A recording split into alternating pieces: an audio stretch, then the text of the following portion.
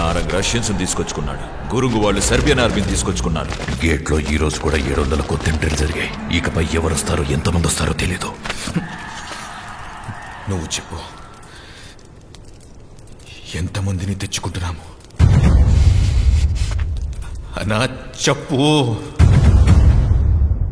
దేవా.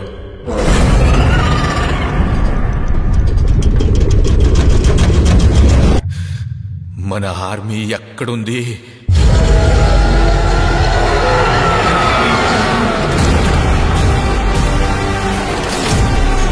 సముద్రం ఒకరి కాళ్ళ దగ్గర కూర్చొని మరగదు, తుఫాను గొంతు చుట్టూ మరడం ఎరగదు, పర్వతం ఎవడికి వంగి సలాం చెయ్యదు.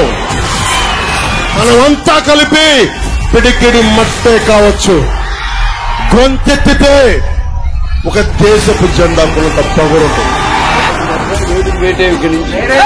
నీ కాపలేని యుద్ధం.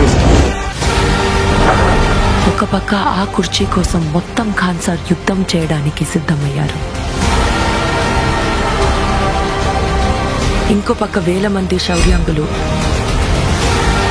ఆ కుర్చీని తగలబెట్టడానికి సిద్ధమయ్యారు.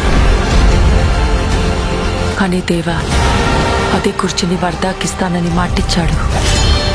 కానీ దాని మీద కూర్చునే హక్కు దేవాది. Bye bye, Jagan.